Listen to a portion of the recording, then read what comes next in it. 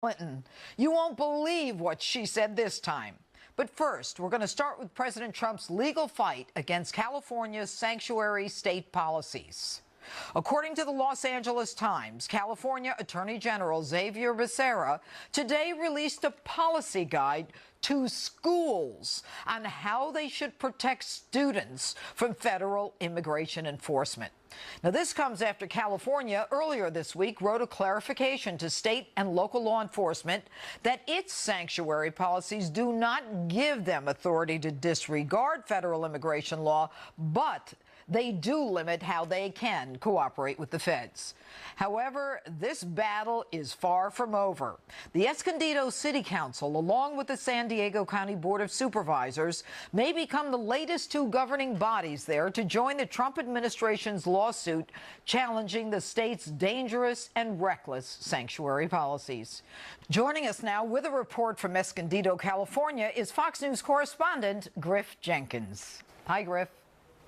Hi, Judge. There is undoubtedly a backlash here in California against the state's controversial sanctuary new laws. And here in Escondido, which is within San Diego County, it is definitely the next frontier in this battle. We came and spoke with the mayor here, Sam Abed, about what they plan to do on Wednesday of next week, April 4th. They're going to vote on an ordinance that would formally join the Trump administration's lawsuit against the sanctuary laws. And we also talked to him about how that has impacted his small community, much like we saw out of the reporting in Orange County yesterday. And Mayor Abed has a very strong message for California's governor and attorney general. Take a listen.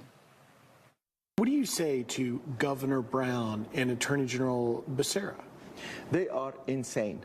They have reached the level of emotional state that is really affecting their own constituents. These two leaders in California, they care more about illegal criminals and protecting illegal criminals than protecting our citizens. This is a moral issue. This is immoral. This is illegal. This is unconstitutional, period.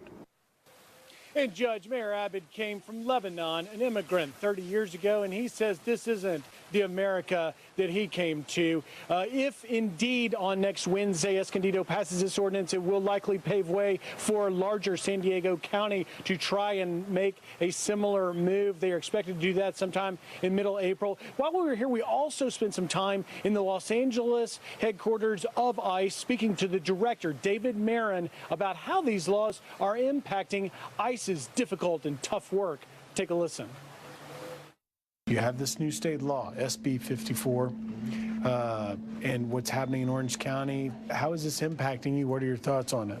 Well, so the state law has been extremely detrimental to our operations. You know, these California politicians have really tried to put ways out there that prevent us from really protecting the public. So what has happened is these individuals, these criminal aliens that were trying to get off the street, they're now being released back out into the communities to commit more crimes. Makes it difficult for us. When, again, we're not asking California law enforcement agents to become immigration agents. That's not what we want. But when they have somebody in custody that we're looking for, we're just asking that they let us know and they allow us the opportunity to come pick that person up when they've finished with their criminal proceedings. And Director Marin, Judge, also told me that on February 23rd, a drunk driver, deported multiple times, convicted multiple times, was released into the public and killed a 6-year-old girl. ICE believes they could have prevented that had this law not existed. Judge? Terrible, terrible story there. Thanks, Griff. And meanwhile, today in Washington, the U.S. Customs and Border Protection Acting Deputy Commissioner Ronald Vitello provided an update on further construction of the border wall. Take a listen.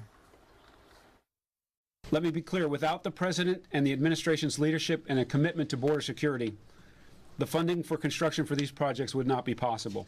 In San Diego, we're looking at 14 miles of new border wall, getting rid of old, dilapidated landing mats in favor of a steel bollard wall. In Calexico, we're on schedule and on budget to build a new 30-foot border wall. Continuing east, we're on track to 20 new miles of border wall in Santa Teresa, New Mexico. In addition, we have 4 new miles of border wall in El Paso, Texas. Finally, we plan to replace at least 47 miles of dilapidated border fencing with new border wall system in various locations along the southwest border. The U.S. Border Patrol, sector chiefs, and agents in the field have been vocal about their need for effective barriers to deny the entry of illegal aliens and contraband.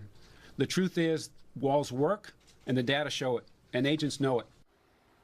The construction of the border wall is a huge step in the right direction. And as Hannity keeps saying, it's something along with tax cuts that will help President Trump and Republicans going into this year's very important midterm elections. And speaking of the midterms, President Trump, during his speech yesterday in Ohio, issued a stern warning to his supporters about the upcoming elections. Take a look.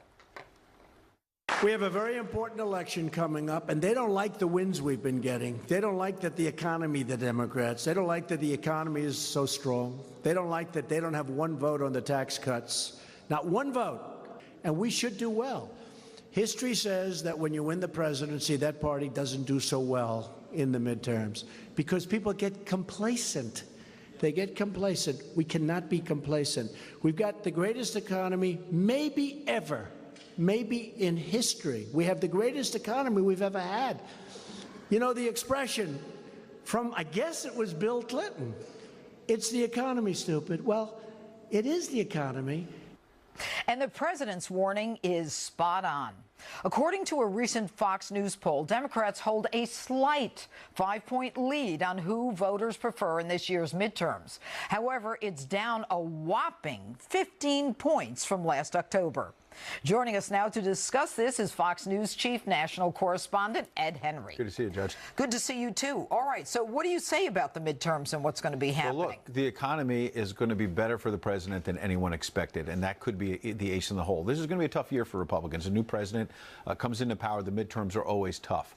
But the bottom line is the Washington Post just did this massive study of Labor Department data. No fan of the president, the Washington Post. And they went through the data honestly and said that the counties that the president carried in battlegrounds like Ohio and Wisconsin and Pennsylvania are creating jobs faster than any other counties in the country.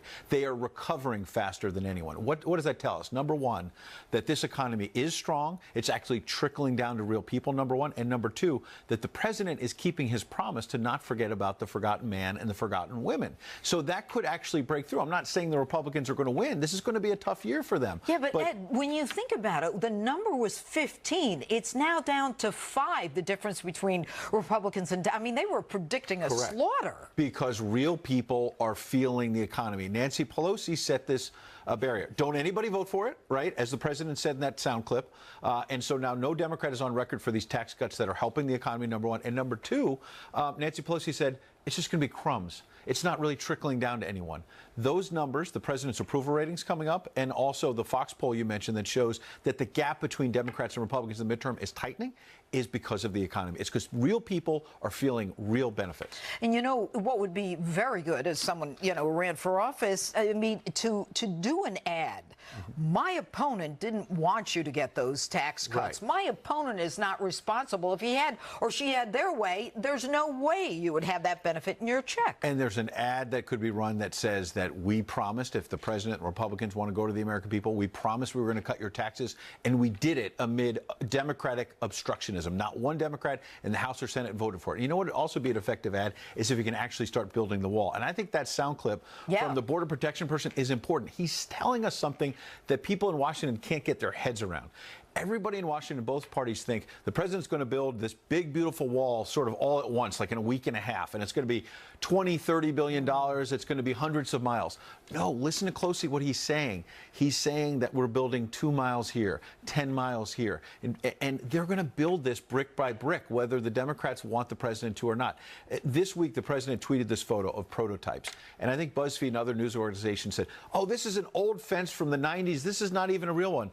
What people didn't grasp is, and if you listen closely to that sound clip, that leader was saying that there was an old fence from the 90s in Calexico, in California, on the Mexican border, and it was all broken down. It was recycled steel. It was just a few feet high.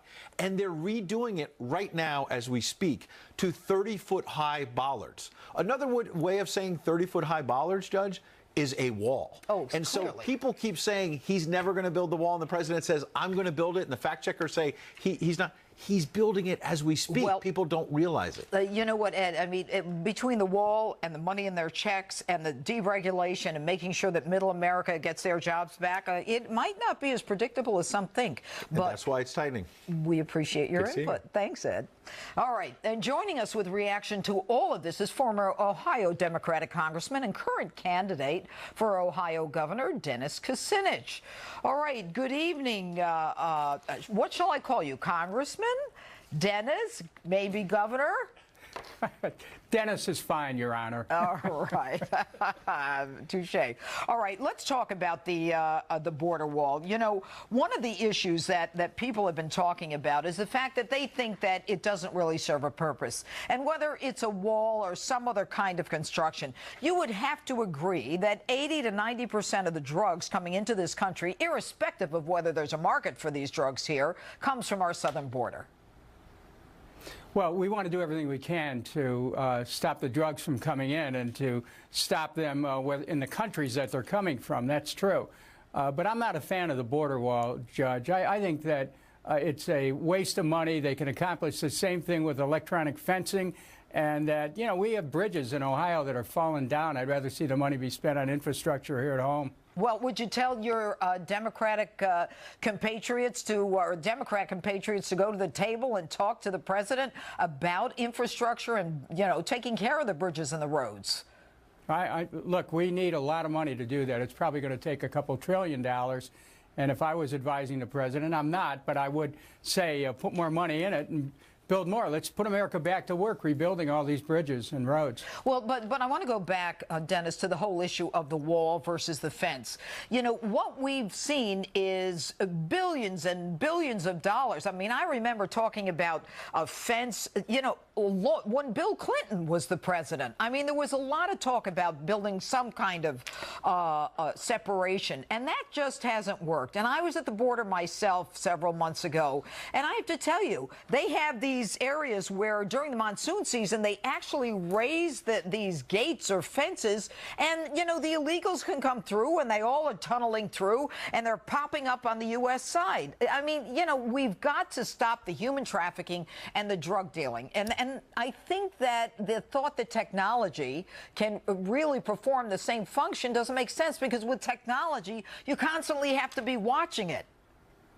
Well, look, you know, in our backyards, we have motion detectors that can tell you if a cat's moving across the backyard. We're spending all this money on brick and mortar, and I think it could be better spent.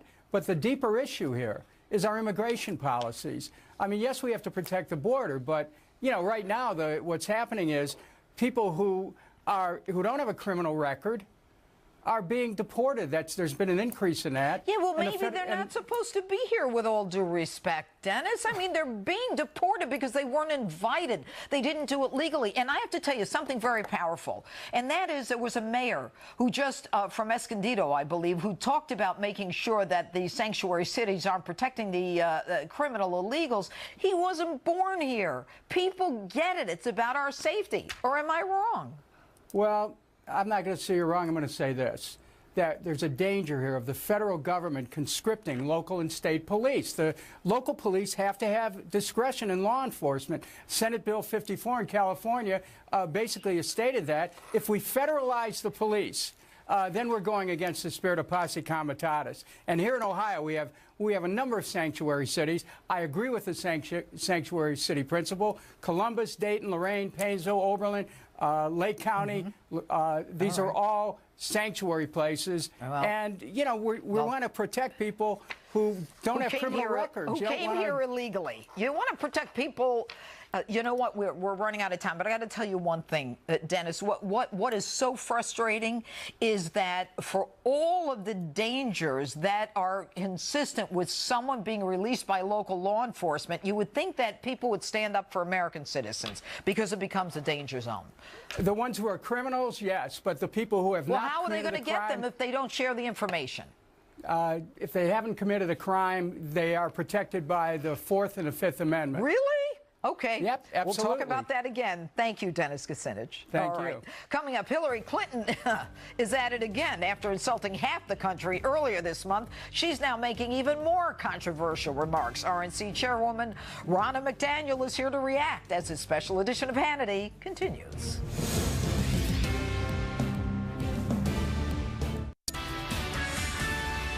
And live from America's News headquarters, I'm Trace Gallagher. One Louisiana police officer fired, another suspended for their roles in the shooting death of Alton Sterling nearly 2 years ago. Baton Rouge police also releasing new body cam and surveillance videos of the shooting, where one officer wrestled Sterling to the ground and the other shot him 6 times. The July 2016 shooting caused widespread protest in the city that led to more than 200 arrests. The attorney for the fired officer says he plans to appeal the termination. The UN Security Council handing out serious punishments for violating sanctions against North Korea. 27 ships and 21 companies were blacklisted by the council today for smuggling commodities like oil and coal to the rogue nation. The blacklisted vessels will be banned from ports worldwide and the company's assets frozen. When news breaks out, we'll break in. I'm Trace Gallagher. Now back to Hannity. Welcome back to this special edition of Hannity. President Trump versus the oblivious left. She's back, and despite being urged to get out of the public spotlight by politicians and pundits on both sides of the aisle, oblivious Hillary Clinton just won't go away. After facing heavy criticism for her demeaning remarks about Trump voters while in Asia, the twice-failed presidential candidate is once again lashing out. During a paid speech at Rutgers University, Clinton complained that the recent criticism lodged against her is because she's a woman. Take a look.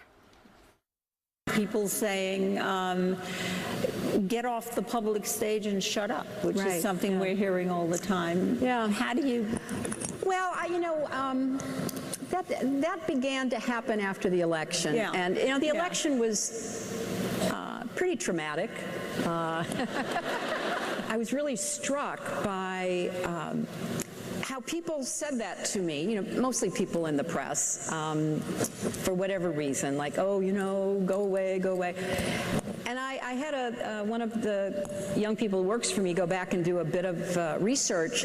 They never said that to any man who was not elected. But I do worry that what's happened to the Republican Party is that it's being held captive by a very small group of powerful forces. We have seen the power of the NRA, for example.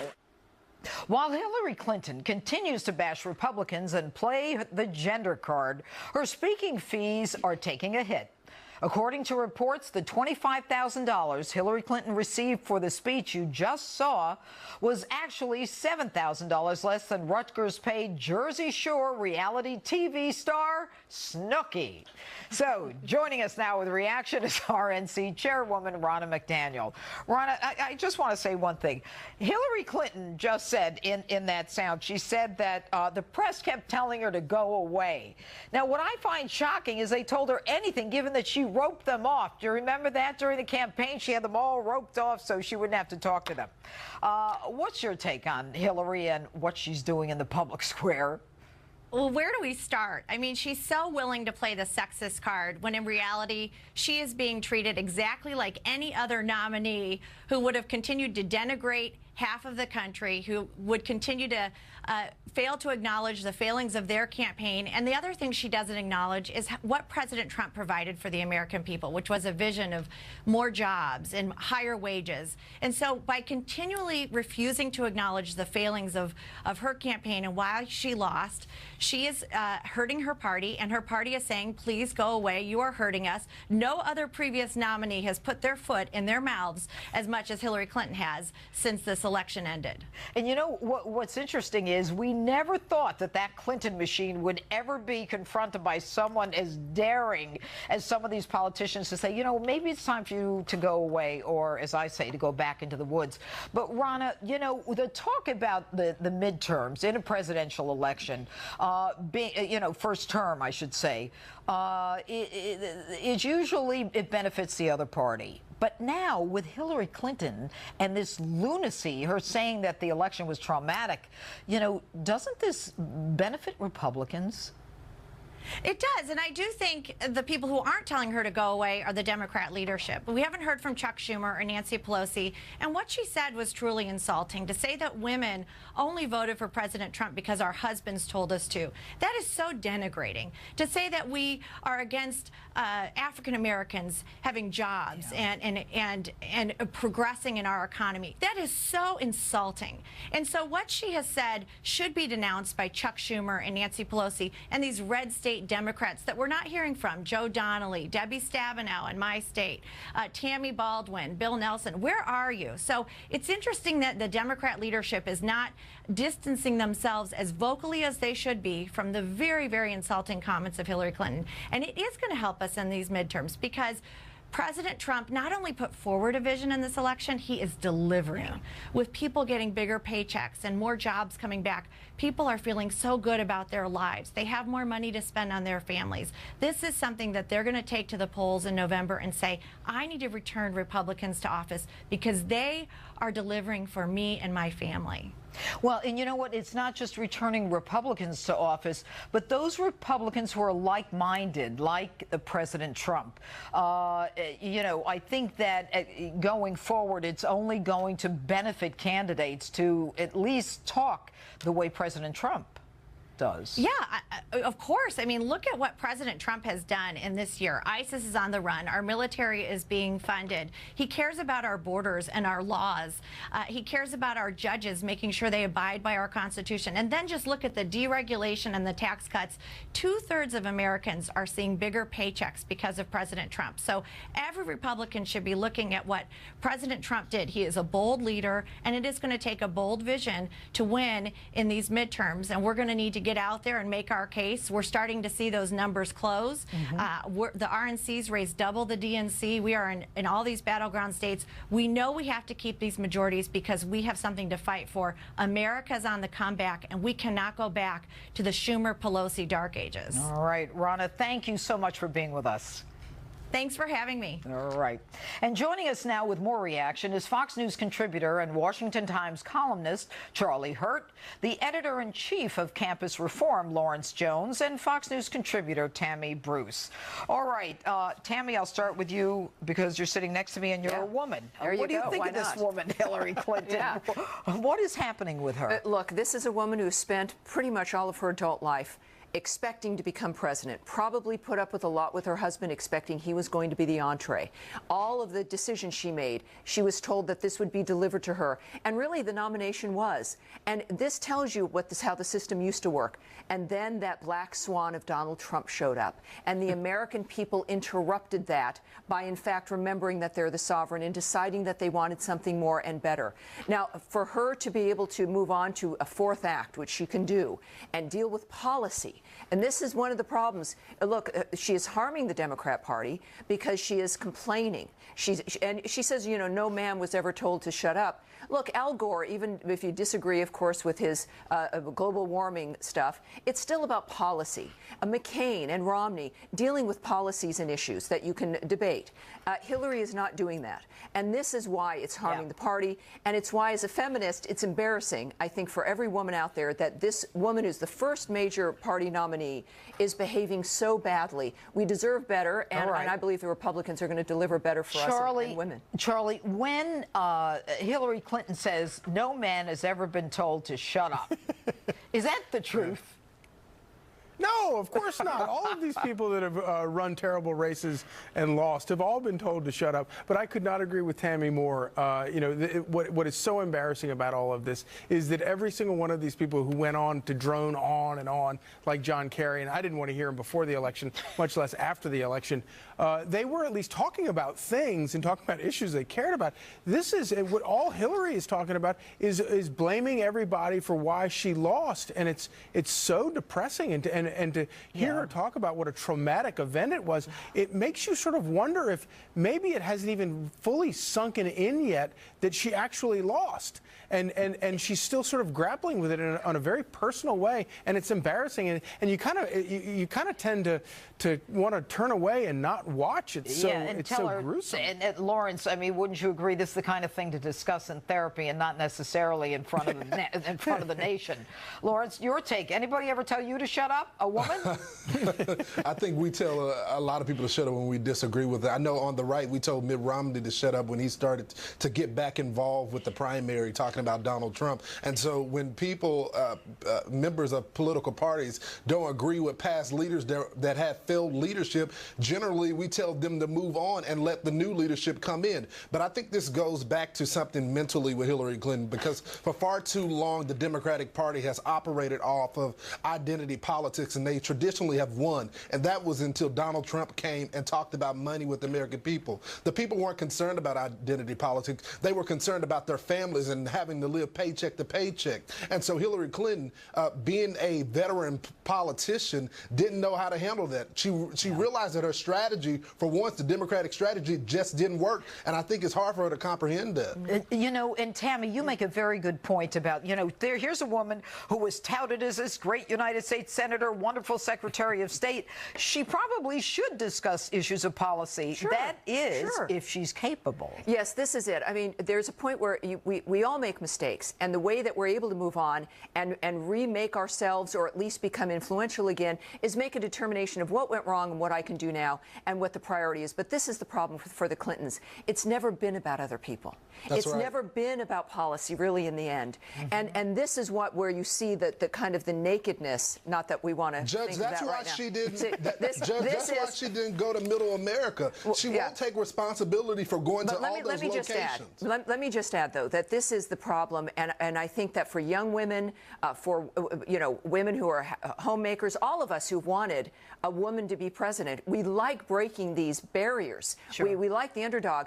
This can't be, and we don't want it to be, the imagery that is left about how women run for president and what's left. That's a very good point. This is why when we think about the next president, Nikki Haley, any of the other women, even Ivanka Trump, women who are dynamic. You might disagree with them, but the GOP bench is deep with women who think about policy and want to change. You know, I want to get Charlie in here. You know, Charlie, when you talk about what Tammy just hit on, which I think is very important, and that is, this is hurting other women now. It's not about you. So, and it's also hurting the Democrats. When are they going to get the hook and yank her?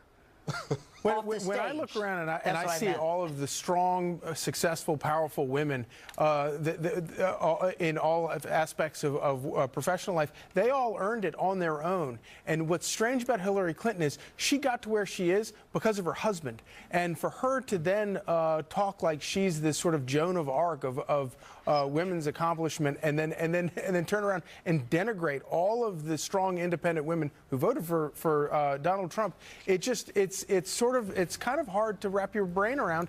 And she really is sort of more the face of entitlement than she is of strong, successful, powerful woman. Great conversation. Thank you all.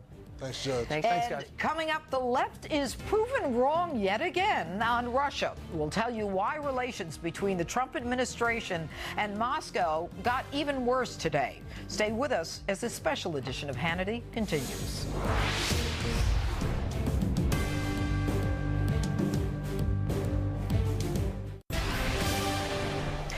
Welcome back to this special edition of Hannity.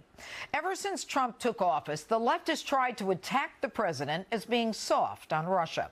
But this week, the president showed great strength against Vladimir Putin when the U.S. expelled 60 Russian diplomats and closed a Russian consulate in Seattle.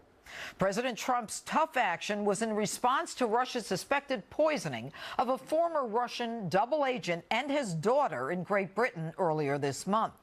Today, The Telegraph is reporting that the spy's daughter is, quote, conscious and talking. Yesterday, in retaliation, Moscow ordered the expulsion of 60 U.S. diplomats and the closing of the U.S. consulate in St. Petersburg. And today, Russia has expelled diplomats from an additional 23 countries. This tension comes as Russia's defense ministry released a video supposedly showing the test launch of an intercontinental ballistic missile named Satan II by NATO. Joining us now with reaction is Fox News contributor and syndicated columnist DeRoy Murdoch and the author of Direct Fire, former Brigadier General Tony Tata. All right, General, I'm going to ask you, since we're talking about that video that supposedly shows an intercontinental ballistic missile that they say has Florida in the background. Now, aside from their ability to do this and whether they have that, are we entering a new phase of a Cold War?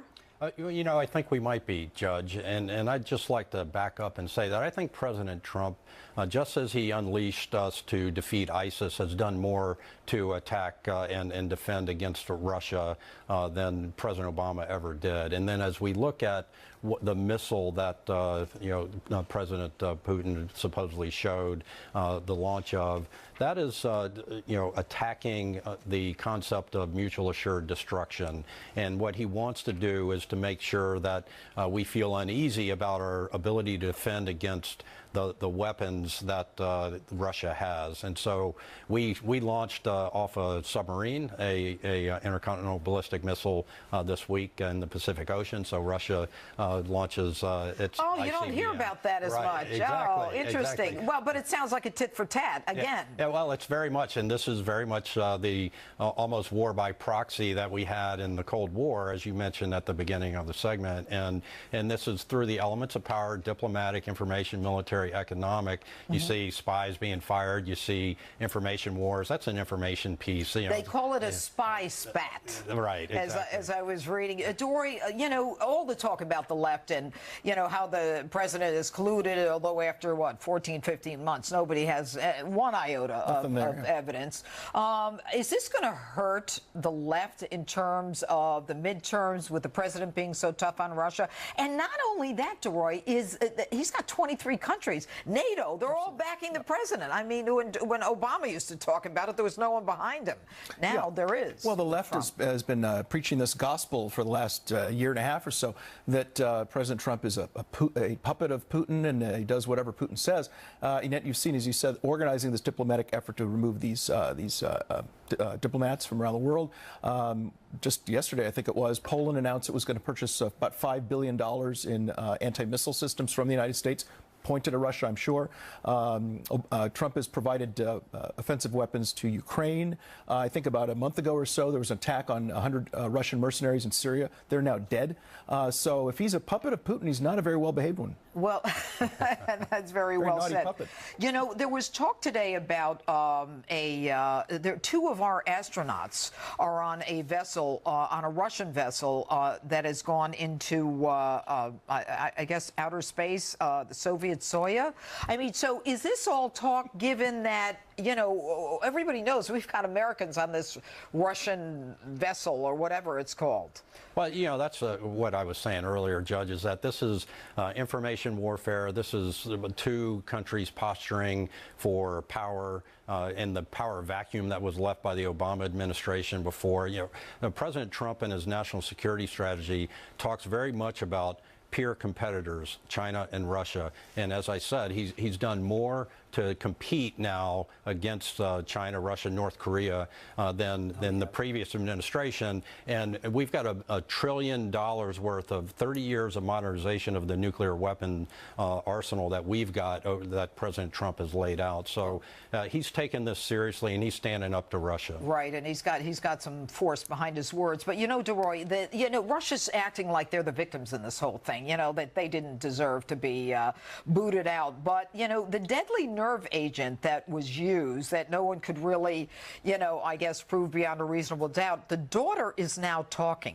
She can, I imagine, tell us how the nerve agent was delivered, who may have delivered it, who the last person was that she saw. Things aren't looking good for the Russians, if indeed it is, as everyone is suggesting, the Russians who did this. Yeah, I mean, we've had somebody who I guess the Russians may have wanted to be a corpse, who's now, it turns out, to be a witness, and she may be able to speak up and give this exact kind of evidence you're talking about. I think it's also fascinating that this case and other cases where people have been basically assassinated by Moscow, that they don't just use, rat poison or put a pillow over somebody's face. They're using the kinds of agents that are tied back to Moscow, almost as if they want to leave their fingerprints behind. I wonder if that's something they deliberately want to do, maybe sending a message to others rather than just eliminating somebody who they find inconvenient. All right, DeRoy Murdoch, General Tata, thanks for being with us. Thank you, Joe. And coming up, the hit sitcom reboot of Roseanne has already been picked up for a second season. Some of the mainstream media finally